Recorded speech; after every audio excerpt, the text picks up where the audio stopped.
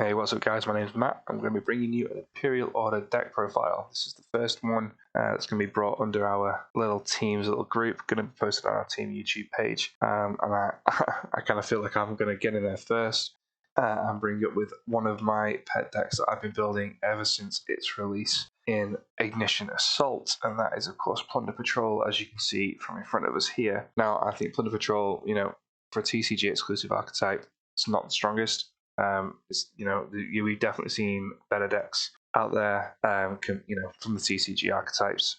However, I also think a lot of people are sleeping on it in the same breath. If I were to rate the power of it, I would sort of say between sort of like local to regional level. For me, with this deck, it's got at the moment it has had 2 waves of support. In the past, we've been able to sort of predict waves of support that may or may not come to us from the TCG. However, that has kind of changed as of late. Konami have been really a lot less predictable, so at the moment I'm operating under the assumption that this is all we're going to get. We may get more, in which case brilliant, we may get less. So without further ado, let's get into what we've got right now. Okay, so to begin with, we're going to go and look at the archetype monsters. So basically we are maxing out on them. There are 4 Plunder Patrol monsters in the game. There is Whitebeard, Redbeard, Bluebeard, and Golden Hair. Now, Whitebeard and Redbeard were the first 2 released, and they have similar effects at the beginning, which reads as follows. During your opponent's turn, quick effect, you can special summon 1 Plunder Patrol monster from your extra deck with the same attribute as a monster your opponent controls or is in their graveyard. If you do, equip this card you control to it. So both White and Redbeard have that effect. Whitebeard is a level 4 tuner, Redbeard's a level 4 non-tuner. This deck obviously runs synchro monsters. So that is one of the main ways that this deck operates. Basically, Plunder Patrol cheat out their extra deck guys, who are the ships, from their extra deck, using their pilots. So their captains are either Whitebeard, Redbeard, or Blackbeard. Right. And then you get effects based off of each. So Whitebeard's secondary effect is if this card is sent from the monster zone or hand to the graveyard, you can special summon 1 Plunder Patrol monster from your deck, except Whitebeard. Then it locks you into Plunder Patrol monsters for the rest of the turn. So minimal degeneracy here, hopefully. It's a really strong effect, especially when you consider what the extra deck monsters do, which does usually involve a discard cost, and it works great. Redbeard's secondary effect is a little bit less impressive. Basically, he equips himself from the graveyard to a Plunder Patrol monster that you control. Okay, so obviously of the first 2, the best is Whitebeard, right? So now we move on to the next 2 that came in the second wave, which are Bluebeard and Golden Hair. So once again, it's a tuner and a non-tuner, and once again, the best one is the tuner, which is Golden Hair. So these 2 do not have the cheating out from extra deck effect, but they make up for it by allowing themselves to be special summoned from the hand, or in Golden Hair's case, from the graveyard as well, by discarding an appropriate card. So Bluebeard's effect is if you control a Plunder Patrol monster except for Bluebeard, you can special summon him from your hand, very Blackwing-like. And then his float effect is if he's sent from hand or monster zone to the graveyard, you can discard 1 card and draw 1 card. Now, Bluebeard isn't particularly an impressive monster, to be honest with you. He's probably the weakest of the 4. However, it's important to note that discard 1 and draw 1 of all the monsters, that is the only effect thus far of all the main deck monsters that lets you advance the game state that you're in your hand. Now, the others will let you do it on the field or what have you, but in the hand, maintain hand advantage or cycle through it. In this case, obviously, it's a 1-for-1, but sort of digging through your deck. Now, those effects are actually really precious in Plunder Patrols, because in order to use the extra deck monsters, which are your main disruptors, you have to discard a Plunder Patrol card from your hand, which means you can summon all you like to the deck, you can summon all you like from your grave, but if you don't have the fuel in your hand, you're going to struggle. Bluebeard will help you with that. Now, talking about losing hand resources, we'll go to the primary culprit for costing you that, which is Golden Hair. So Golden Hair is the tuner, so that is to say the best of the 2. And she can summon herself from your hand by discarding one Plunder Patrol monster from your hand, or face up on the field to the graveyard. Sorry, sending it rather than discarding it. Sorry. Also, if she's in your graveyard, you can discard one card and special summon her, and then you're locked into Plunder Patrols. She's not banished when she leaves the field. Obviously, both of those are hard once per turn. All of the effects we've discussed so far are hard once per turn. So really strong. A lot of recursion, and able to sort of maintain her own presence. But obviously the cost is a discard, and obviously you do get locked into plunders, so there's hopefully minimal degeneracy going on here. Really strong card. So that's it for the Plunder main deck monsters. We're playing every single one we possibly can. And in terms of the non-archetype monsters that we're looking at the Genex Undine engine. Now, this one to me is a bit of a no-brainer to run. You know, the Plunders are all water monsters. Genex Undine is a great enabler of that particular route of play, especially with the use of Golden Hair. So Genex Undine, her effect, if anyone's not familiar, not played Mermails or what have you, when this card's normal summoned, you can send one water monster from your deck to your graveyard as cost, so you will always pretty much be sending Golden Hair. Remember, the Plunders, they do gain effects when they're sent to the graveyard, but it has to be from the monster zone or the hand. So from the deck, the only one that has any value whatsoever is Golden Hair. Her effect is an ignition, not a trigger. And then you can add one GX controller, which is the only Garnet this deck runs, to your hand.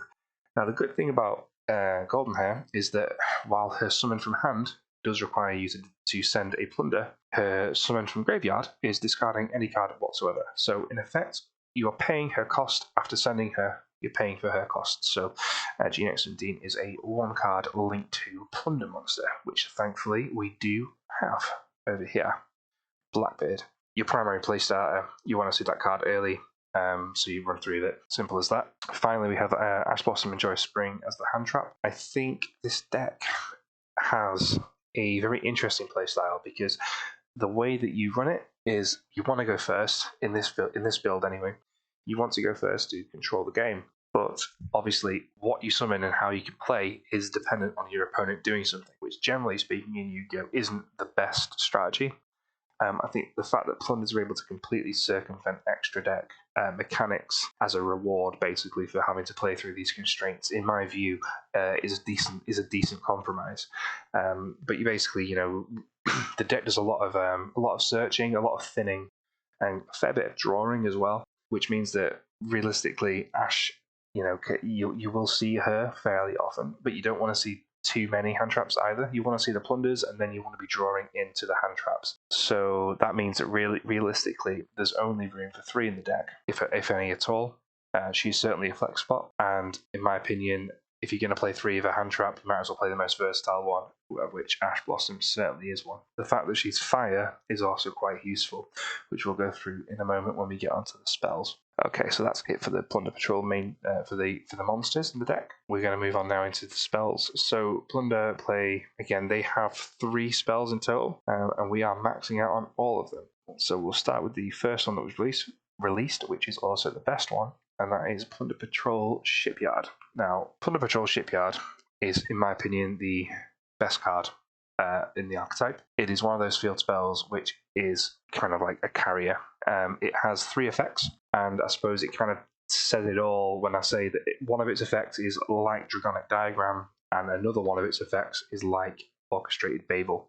Two of the strongest field spells in the game. When those are the 2 templates that you're drawing off, you're off to a good start. So Plunder Patrol Shipyard reads as follows. Plunder Patrol monsters you control gain 500 attack for each Plunder Patrol card in your spell and trap zone. Now, that effect doesn't sound like a tremendous amount, but in actual fact, it really does add up. This deck is capable of absolutely obliterating you with very, very high attack monsters, because the number of Plunder cards you will end up in the spell and trap zone can get a little bit obscene. In fact, one of the major weaknesses of this deck, aside from the fact that your opponent needs to have monsters of the right attributes and so forth, is evenly matched, because frequently you can find yourself with all 10 zones filled, which is a good place to be if you're going to win, but not a great place if you're going to have a purple card dropped on you. So its other effect is you can discard 1 card, doesn't have to be a Plunder, then add 1 Plunder Patrol card from your deck to your hand, except Shipyard, obviously once per turn, but the exact sort of thing you want in a field spell, especially when the Plunder monsters and some of the spells and traps actually gain things for being sent to the graveyard this way. And then its second effect is, if this card is in your graveyard, you can target one Plunder Patrol card in your spell and trap zone, set this card, and if you do, return that target to your hand. That can be a spell or a trap, or it can be obviously a monster, which frequently will find themselves in the spell trap zones by their own effects when summoning out the ships. So in effect, it lets you pay for the cost itself. You know, say you have I don't know, Redbeard equipped to a Plunder Patrol, and then you've got your Shipyard in the grave. You'll use Shipyard's effect to return Redbeard to your hand. Set Shipyard, activate Shipyard, use Shipyard's effect to discard Redbeard and search a Plunder card, and then use Redbeard's effect to equip self back to the monster. So you effectively got +1 in that scenario. Fantastically good card. You want to see it as often as possible, which is why, of course, we are running Terraforming 2. So the next card that we've got is Plunder Patrol Ship Shipping, which is a bit of a mouthful, so I can just kind of call it Ship Shape. And basically, this is the polymerization of the deck. Not tremendously exciting. It's just one fusion summon one fiend monster from your extra deck using monsters from your hand or field as fusion material. You can banish this card from your graveyard and target one Plunder Patrol monster you control, equip one emblem of the Plunder Patrol, or one Plunder Patrol monster from your deck to that target. That second effect actually is really, really good, and the reason that I run this card at 3.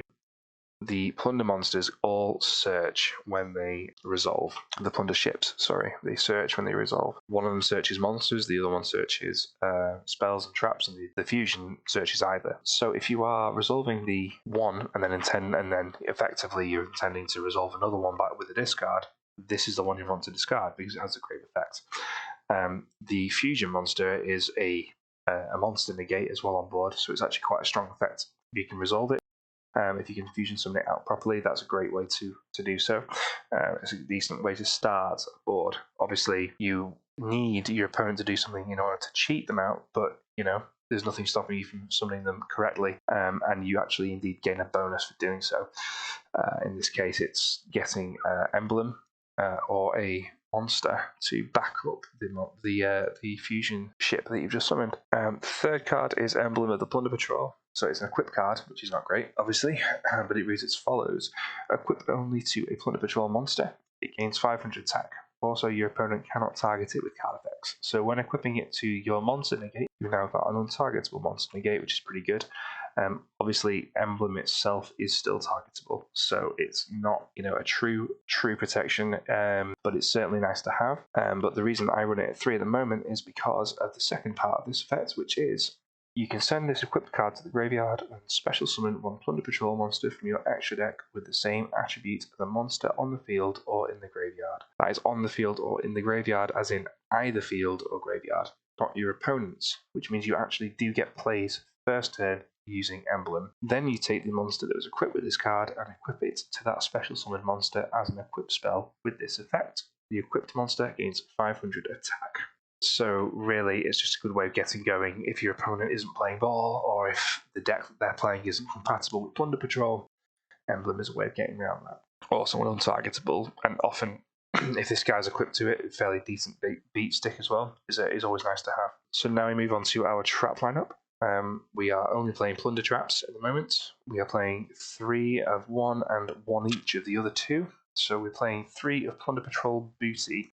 This is a really, really strong trap card in my opinion. It's basically Call the Haunted, but every turn. You can declare 1 attribute and then target 1 face-up monster your opponent controls. It becomes that attribute until the end of this turn, even if this card leaves the field, which is great. Then you can take 1 Plunder Patrol monster from your graveyard and either shuffle it into the deck or special summon it. You can only use this effect once per turn. Once per turn during the end phase, if you control no Plunder Patrol monsters, send this card to the graveyard. So Plunder Patrol Booty really, really, really coming quite clutch. If your opponent is not playing ball, their deck isn't playing ball, whatever, you can basically force them to by changing the attribute of a monster. You can also completely screw up their line of play if they are a combo deck which relies on having a certain attribute on the field as a link material or anything like that. Plunder Patrol Booty really can affect that. Booty also has interesting interactions with Super Poly. I'm not playing Super Poly at the moment, but that's purely because of a format choice. Super Poly absolutely would be brilliant in the right format, I'm sure. At the moment, I don't think it's strong enough to play, but in a format where Super Poly is able to be utilised fully, then that would certainly enhance Plunder Patrol because of this card. Otherwise, it's just a fantastic card, to be honest with you. It really helps the grind game. I think Plunders have got a brilliant grind game anyway, and Booty is a very good way of sort of maintaining the game state, keeping your tempo above your opponents, not allowing them to dictate what monsters you're able to summon.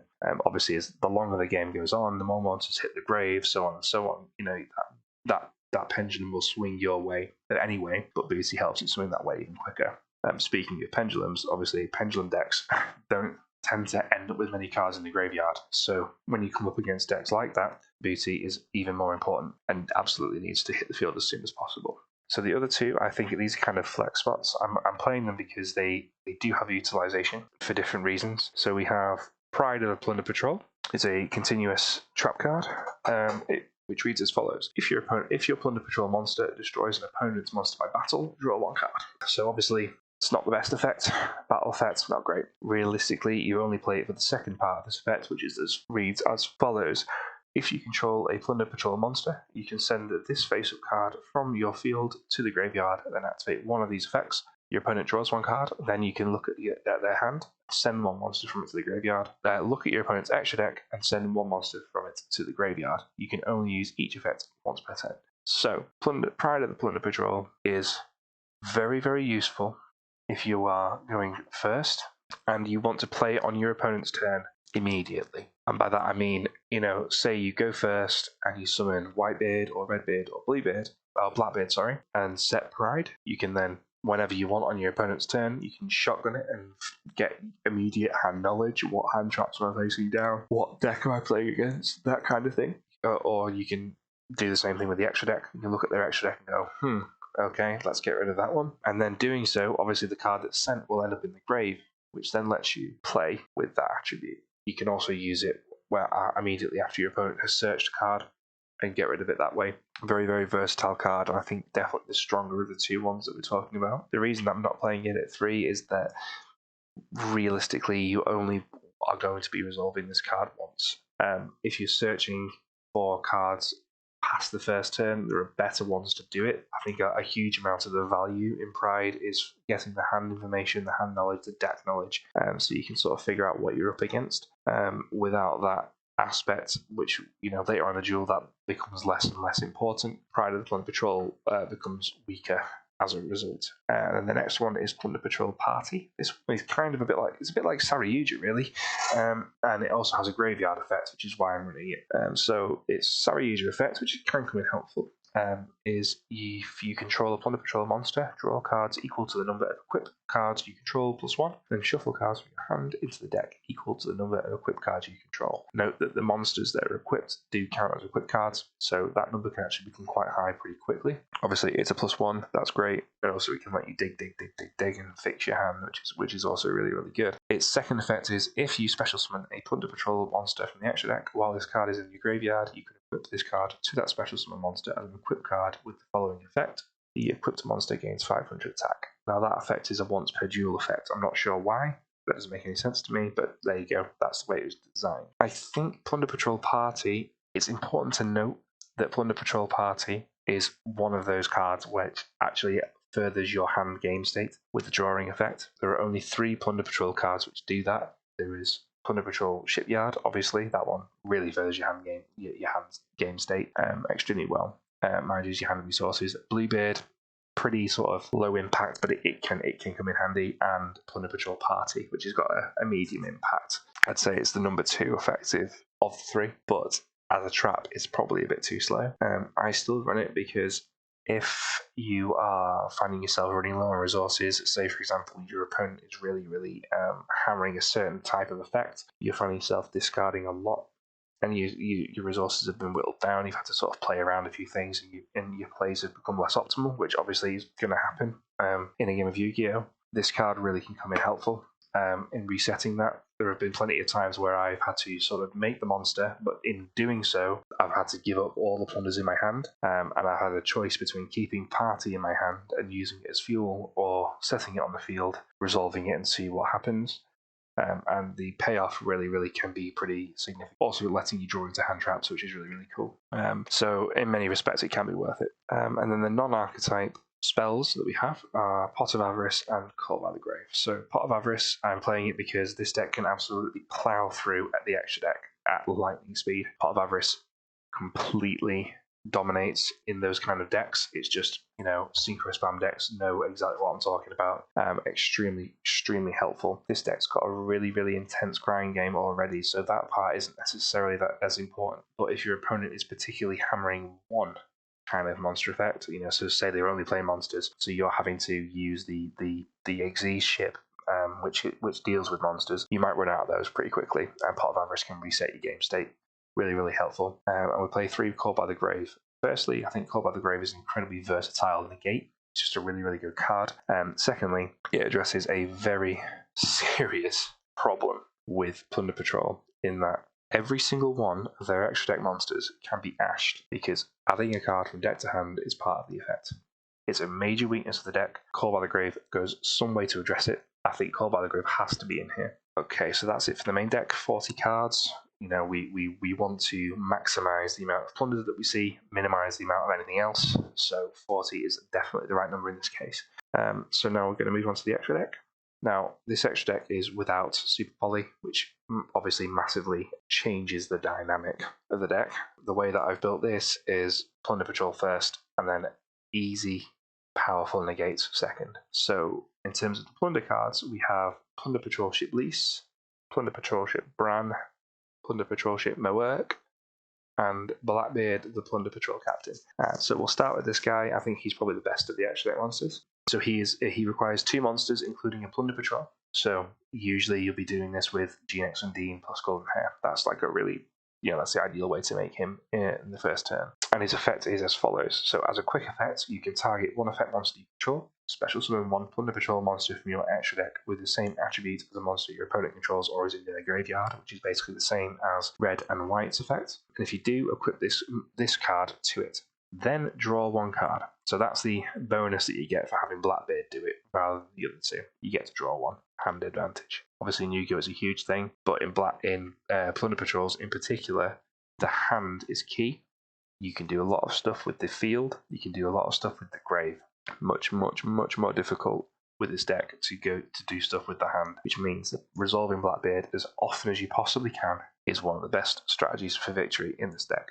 It gets you the materials, which allows you to fuel the ship's effects. You can only use this effect once per turn. Again, not degenerate. Really strong card. I think needs to be played at 3. You don't want to run out of him. I think in a Super Poly version of this deck, you can probably drop all of the extras down to 2, but it is a risk and it isn't worth it, especially considering how xenophobic the deck is. It's not worth it if you're not playing Super Poly. Oftentimes, you're locking yourselves into Plunder Patrol anyway. You may as well max out on them and then only play 1 or 2 key cards outside of the plunders, which is what I feel I'm doing here, and I'll go through those in a moment. So in terms of the ships, we've got Plunder Patrol Ship Moerk. So this guy, 2 level 4 monsters. You can discard 1 Plunder Patrol card, and then target 1 effect monster your opponent controls, banish it, and then you can add 1 Plunder Patrol spell or trap from your deck to your hand. This is a quick effect if it is equipped with a Plunder Patrol card. You can only use this effect of Plunder Patrol Ship Moerk once per turn. If a Plunder Patrol card you control will be destroyed by battle or card effect, you can detach 1 material from this card instead. So Moerk, obviously he's an Xyz monster. If you cheat him out of the deck, he's not Xyz summoned, so you can't revive him. And also, he doesn't have any overlay materials, which means you can't use the destruction protection. The ships reward you for using them properly, summoning them properly rather. And Moerk, considering how its materials aren't sent to the graveyard, it has to give you a bigger reward than the others, and I think the destruction effect is a really significant reward. However, the fact that the cards that are used to summon him won't be sent to the grave in that situation means that it's pretty infrequent that you'll Xyz summon him. It's a very deliberate choice, and oftentimes you're having to sacrifice potential advantage to do it, so you've got to have a good reason. Otherwise, he's like an ABC Dragon Buster for monsters, really strong. He'll discard Plunder Patrol, and then you can replace the card that you just discarded with that effect, which is basically the main loop of this deck, how it sort of manages to maintain its resources. Not only are you effectively recouping the cost that you just paid, you're also sculpting your hand with every single play. Your opponent is losing a card, and you are gaining a particular one. You're gaining a search, not just a draw. Really oppressive when it is allowed to happen. too many times to be your opponent. Plunder Patrol Ship Brand is a synchro monster. It's a level 8 synchro, one tuner, one non-tuner. It's all built around the fact that these guys are level 4. He reads as follows: all of the fiend monsters you control gain 500 attack. You can discard one Plunder Patrol card and target one spell or trap your opponent controls, banish it. Then you can add one Plunder Patrol monster from your deck to your hand.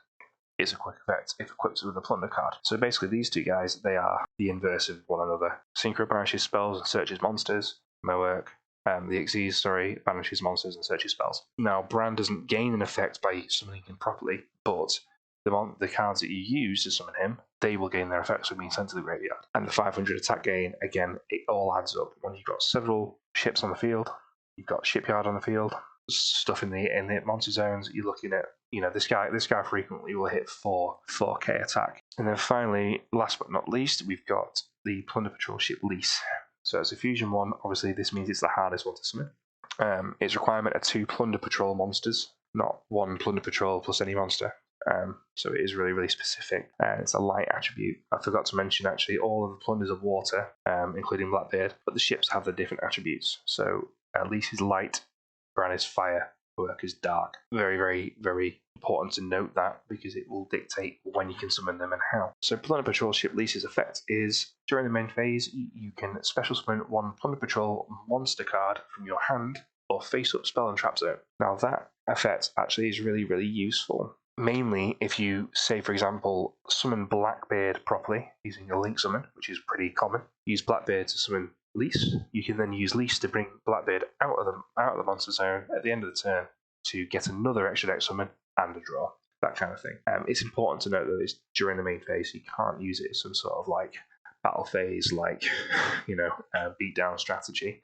I've come a cropper of that several times myself, so it is really important that it is remembered. Then its second effect is, when your opponent activates a monster effect, you discard 1 Plunder Patrol card, negate the activation, you do destroy it. Then, if this card is equipped with a Plunder Patrol card, you can add 1 Plunder Patrol card from the deck to your hand. So this is the only ship which does not require an equip to be a quick effect, but it does require the equip to replace the card you just discarded. Very, very strong card. Harder to summon than the others. You need the fusion spell or to cheat it out, but I think it's worth it, and is one of the strongest opening options. Now, he can only negate monsters, no spell or trap negation in the deck thus far, which is why when we're looking at the outside cards, we look to Adamantipator Risen Dragite. Dragite's effect, basically, it has Adamantipator stuff with excavating cards. Not very useful in this deck, but its other effect is, when your opponent activates a spell or trap card or effect while a water monster is in your graveyard, which it will be, you can negate the effect. Really, really strong. If you can make it, you definitely should. Same thing goes with Bahamut Shark and Totally Awesome. It's an Omni Negate for a rank 4. If you can run it, why the hell not? I think these are the 2 strongest options for their class in terms of negates using the resources we have in the deck. Finally, the side deck. This is really format dependent. It's completely fluid, and at the moment it hasn't really got a tremendous amount of bearing on the way plunders operate themselves. Okay, so that has been the deck profile. Pretty thorough sort of thought about what the cards do and why I run them. In terms of how the deck works and how it plays, pretty much it's a control deck. Your ideal scenario is to use the ships to whittle down your opponent's resources while simultaneously plussing yourself, and then using their overwhelming attack power to basically flatten them turn 3 or turn 4. I will say this deck has got a grind game like nothing you've ever seen. I think the only deck in the meta at the moment which has a grind game sort of comparable to it is Eldritch. It's certainly not as explosive as you'd like it to be, and the boards it can build are not as dangerous as, say, Adamantipator's boards are. I think against Adamantipator you really would need to rely quite heavily on the side deck in order to achieve victory, which I think at the moment is what is capping its potential to a regional or local level, in my view. However, the deck is extremely fun to play. I think the archetypes are really, really clever. You'll see lots of sort of references as to how the deck's meant to play thematically. And also you'll find that you really can dominate matches and you leave your opponent sort of thinking, why, how can I beat this deck? Even if they're using the strongest decks themselves. I think as a rule, any deck which breaks a summoning mechanic is potentially very, very strong. And this one breaks all of the mechanics. So pretty good deal all around. So I realise this has been a very, very thorough deck profile. It's been a pretty long one, so I'm going to leave it there. But this has been Plunder Patrol Thanks for watching, and I will see you next time.